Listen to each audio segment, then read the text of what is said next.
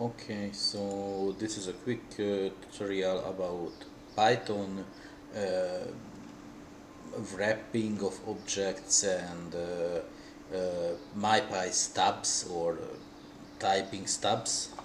Yeah, so basically the problem which I would like to solve was that I have project, this project, and it's specified here in this GitLab library, and I would like to create another object which expanded this one, so it's expand this one, not object, a class basically, and yeah, so the straightforward way is to make this as the parent object and inherit us from it. So this create a new project and yeah, a new class. But the problem is that I don't want to construct this new object in the usual way. So I would like to grab it from the GitLab server like this fashion. So I search for the IDs and get the project exactly, so on and so forth. But basically this only retrieve this underlying project.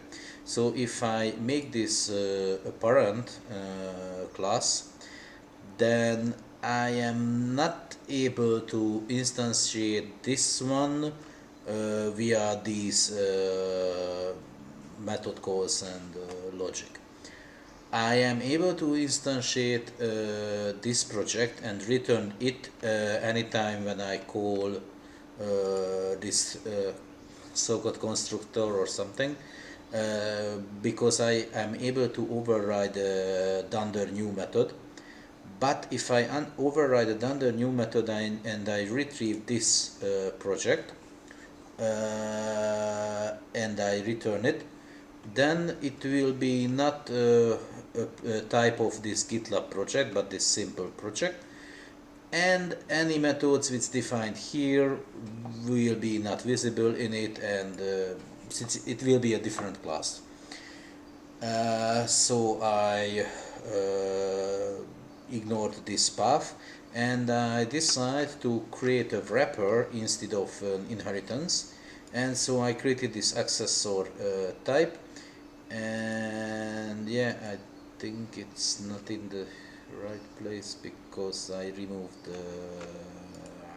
anyway, so it should be this base model, I think. Anyway, I will fix yeah, anyway, so it's a base model, and yeah, so basically I have to just put it here.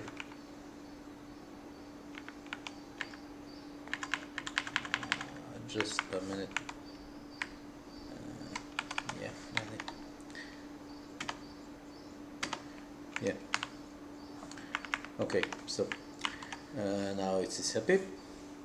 Yeah, so basically it's create a getter a property for this accessor project, and I basically created it. I don't know if it's necessary to use this base model. I don't know. I will maybe remove it anyway. So I created a constructor and I just put it into the accessor, the underlying projects, and after that I created this getArt method override. So it's very convenient since it only used this overridden form of the getArt if it unable to find the attributes in the current level. So if the GitLab object, let me close this one up. So if this GitLab project does not contain any properties or methods, then it will turn to the accessor itself and try to retrieve its objects and so on and so forth. I did not implement the setAuthor method because I don't want to provide a write access to the underlying object. But anyway, yeah, it's not strictly read-only. It should be more protected, but anyway, it's good for now. Okay, now the problem is that if I just let me comment this out really quick.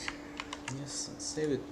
So if I use it like this, then when I try to use something and the IntelliSense won't recognize the underlying object. So as you can see that there is no objects from the underlying things. So if I say accessor, there is a bunch of properties and methods to call and so on and so forth, but it is not recognized by the PyCharm, by the IntelliSense and so on and so forth. And since it will be an API or a library kit for other people's, I don't want to spoil the functionality of the IntelliSense. So after a couple of research, I found these stubs. Basically, these are just Python files, but with the extension of py, and it basically contains everything you wish, but without the logic. So it's Python syntax, but you will eliminate all the logic. And I just basically said that these GitLab projects will be inherited from the project itself. I know it's not true in the strict sense, but from a pragmatic view and from the usage point of view, it's true. Then because I forwarded all the calls with this get routes to the underlying projects. So by stated this here, and by providing a new init, just because it has its own init and I don't want to use it in this fashion, so I put the init, which is exactly the same except this list one, which is just put here right now. Anyway, so by doing so, I am able to access all the values, I think. Yeah, at least it should be. Just a minute.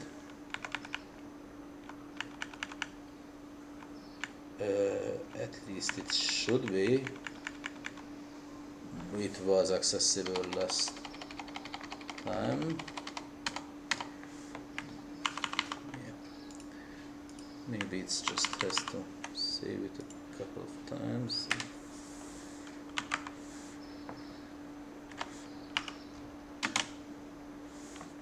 What the?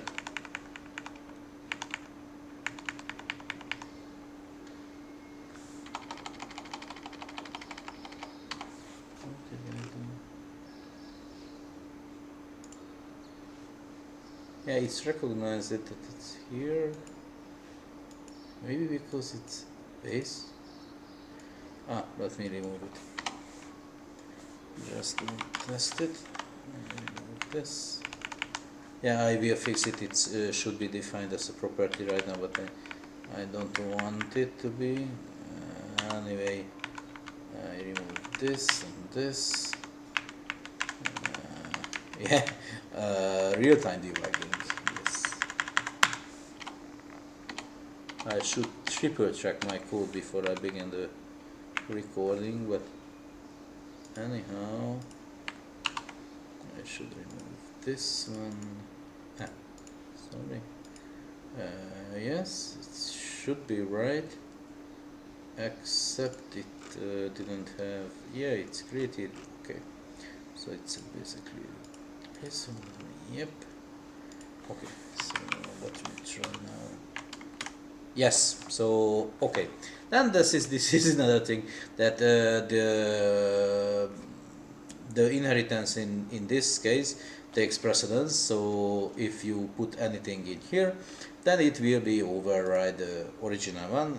It's a strange thing, but anyway, in this way, as you can see, I am able to access all the properties and methods of the underlying accessor.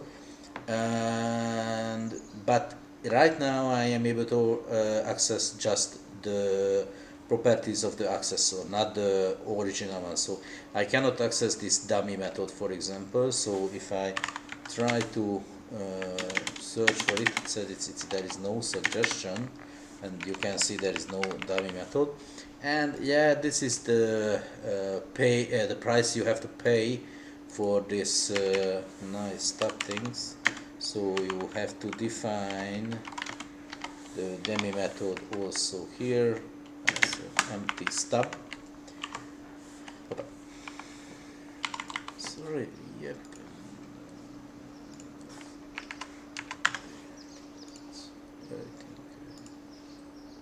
Yeah, and right now it's there. So yeah, you have to duplicate the method definitions. It's very similar to the CPP and H file in the C++ language. Not quite the same, but it's very similar.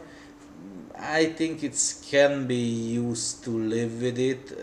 Yeah, I try to find any function or any way that the IDE will help you. I using PyCharm Professional Edition, but I didn't find any. It's recognized that this has a stub in the PyI file, but it didn't offer any automatic suggestion or type checking or anything else besides acknowledging the fact that it has a stub. So, and it's doing it right, so the stub and the definition itself is connected as supposed to be, but it didn't have any other mean to simplify the definition of the stubs. Yeah, this is of course a very corner case situation. Yeah, that's it. I also try to search some plugins to automate this stub generation, but I cannot find any. I know there is a stub gen command line tool from MyPy which allow to generate some stubs, but of course since it's a dynamic wrapping thing, it's didn't it won't generate the correct stub, and so it's not too useful for in this case.